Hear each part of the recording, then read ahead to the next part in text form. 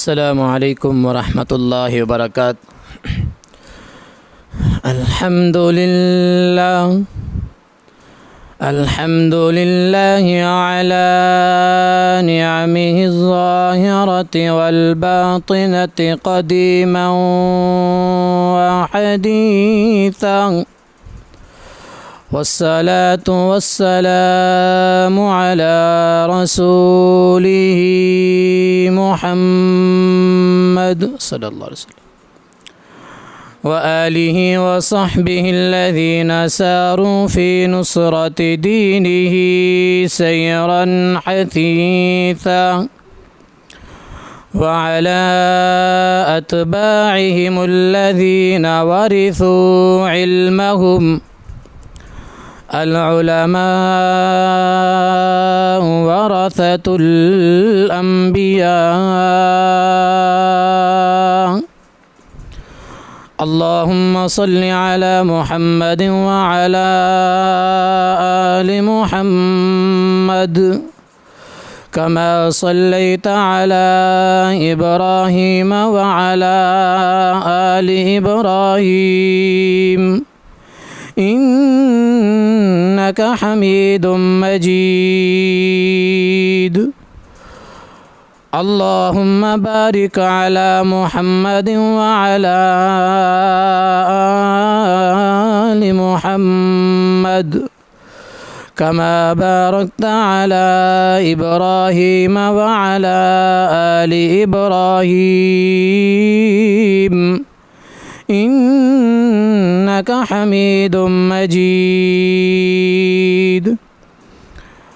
أما بعد فأعوذ بالله السميع العليم من الشيطان الرجيم، بسم الله الرحمن الرحيم،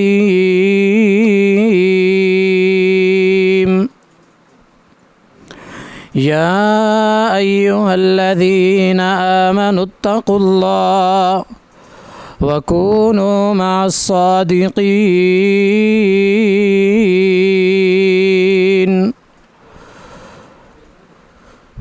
ہر قسم کی حمد و ثنا تعریفات اللہ تبارک و تعالی کے لیے خاص ہے۔ ریت کے ذرات سے زیادہ، پانی کے قطرات سے زیادہ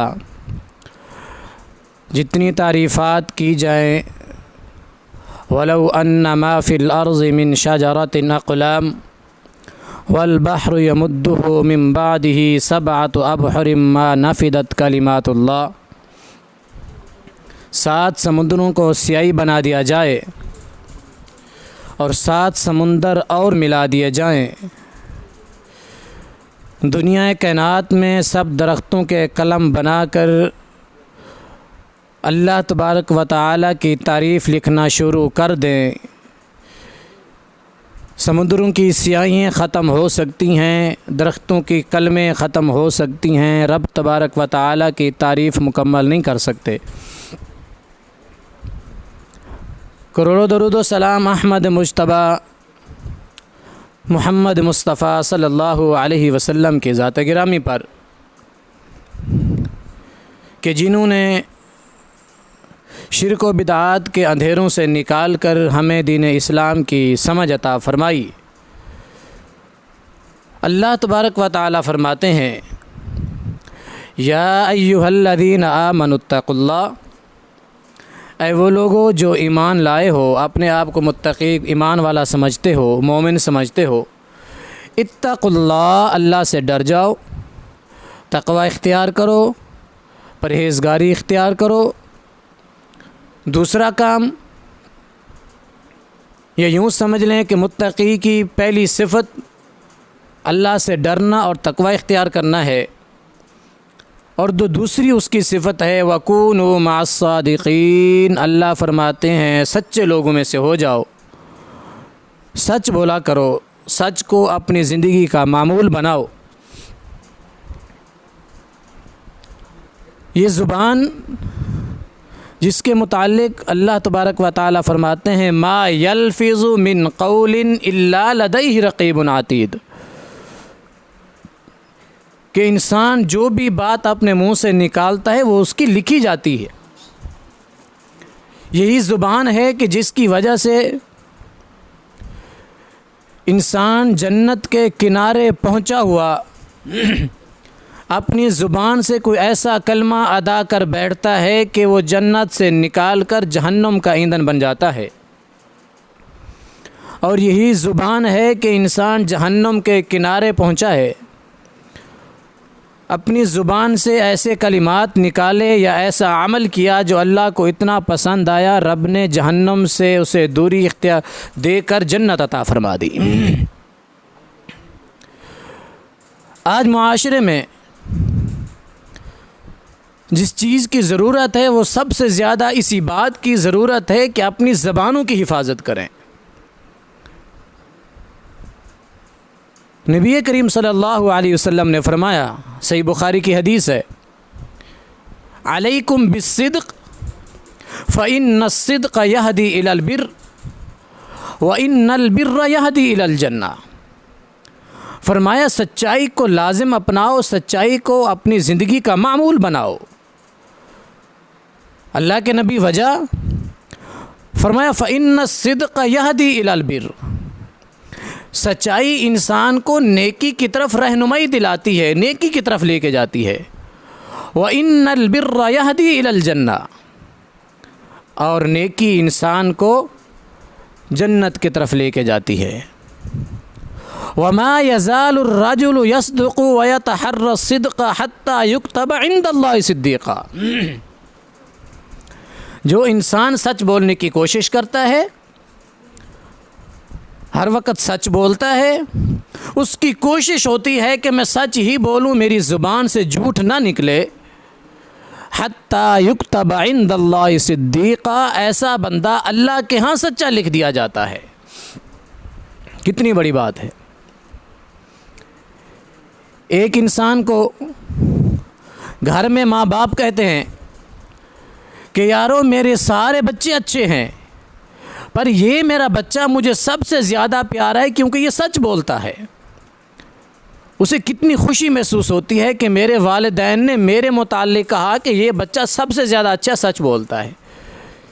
کتنا وہ اپنے آپ کو پراؤڈ فیل کرتا ہے، اپنے آپ کو خوشی محسوس کراتا ہے۔ یہی بچہ معاشرے میں چلے جائیں، معاشرے سے بستی میں آ جائیں، بستی میں شہر میں آ جائیں، کہ ایک انسان اس کو پورے شہر یہ کہہ رہا ہے کہ اس بندے سے بڑا سچا کوئی نہیں ہے، تو اس کو کتنی خوشی محسوس ہوتی ہے کہ میں صادق مانا جاتا ہوں، پورے میرے خاندان میں مجھے صادق مانا جاتا ہے، تو میں کتنا خوش نصیب ہوں۔ تو جس کو اللہ تبارک و تعالیٰ کے ہاں، اللہ کے نبی فرمائے کہ حتیٰ یکتب عند اللہ صدیقا، وہ اللہ کے ہاں سچا لکھ دیا گیا ہے، اس کی کتنی بڑی خوش نصیبی ہے۔ اللہ تبارک و تعالیٰ ہمیں ہر وقت سچ بولنے کی توفیق عطا فرمائے۔ اس کے برعکس آ جائیں، دین اسلام نے ہمیشہ دو اصول سکھلائے ہیں۔ جہاں جنت کا راستہ سکھلایا ہے، بتلایا ہے، تو وہاں بتلایا ہے کہ جنت میں جانے کے یہ راستے ہیں، تو جہنم سے بچنے کے یہ راستے ہیں۔ اس لیے نبی کریم صلی اللہ علیہ وسلم نے جب یہاں پہ سچ کا اتنا اچھا تذکرہ کرتے ہوئے فرمایا، خوشخبری سنائی، تو وہاں اللہ کے نبی صلی اللہ علیہ وسلم نے جھوٹ سے بچنے کی تلقین فرمائی۔ ایاکم والکذب فإن الکذب یہدی الی الفجور، فرمایا جھوٹ سے بچ جاؤ، وإن الفجور یہدی الی النار، جھوٹ انسان کو گناہ کی طرف لے کے جاتا ہے، اور گناہ جو ہے انسان کو جہنم کی طرف لے کے جاتا ہے۔ وما یزال الرجل یکذب ویتحری الکذب حتی یکتب عند اللہ کذابا، جو بندہ جھوٹ بولتا ہے اور اس نے اپنی زندگی کا معمول بنا لیا ہے جھوٹ بولنا، اسے اور کوئی کام ہی نہیں ہے، کوئی بھی مسئلہ آ جائے اس کا مائنڈ فوری دوڑنا شروع کر دیتا ہے کہ میں کس طرح جھوٹ بناؤں، کس طرح اس بات کو بناؤں، اور جھوٹ بولنے کی کوشش میں لگا رہتا ہے، سچ کی طلب ہی نہیں ہوتی ہے۔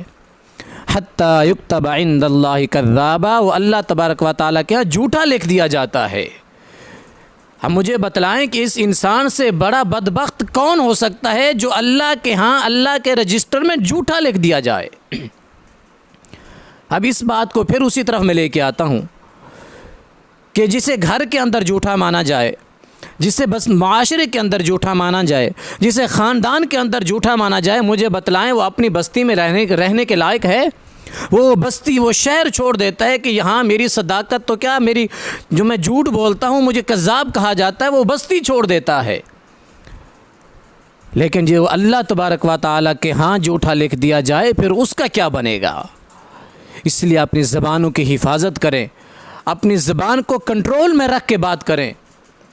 نبی کریم صلی اللہ علیہ وسلم نے اپنی زبان مبارک کو اپنے مقدس ہاتھوں سے پکڑ کر فرمایا کف لسانک، اپنے زبان کو کنٹرول میں رکھو، اس کو روک کے رکھو۔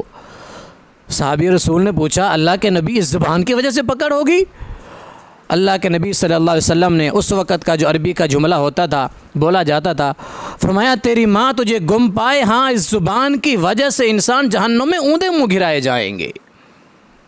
اور نبی کریم صلی اللہ علیہ وسلم کی حدیث ہے کہ صبح کے وقت جسم کے یہ سارے اعضاء اس زبان کے پاس آتے ہیں اور التجا کرتے ہیں کہ خدارا تو سیدھی رہنا تو ہم سیدھے رہیں گے، اعوججت اعوججنا، اگر تو ٹیڑھی ہو گئی تو ہمارا کام خراب ہو جائے گا۔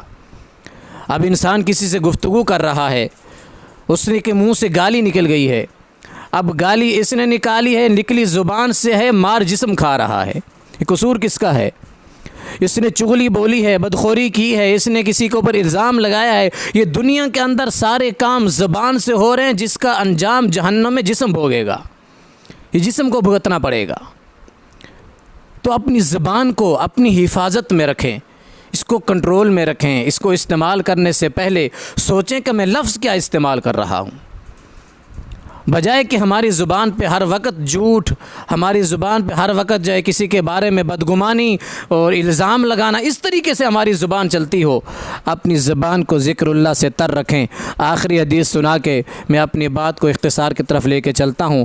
نبی کریم صلی اللہ علیہ وسلم کی حدیث ہے، جامع ترمذی ہے، اللہ کے نبی صلی اللہ علیہ وسلم تشریف فرما ہیں، صحابہ بیٹھے ہوئے ہیں، اللہ کے نبی صلی اللہ علیہ وسلم نے فرمایا میرے صحابہ کثرت سے دعا مانگا کرو، اللہ تبارک و تعالی سے مانگا کرو۔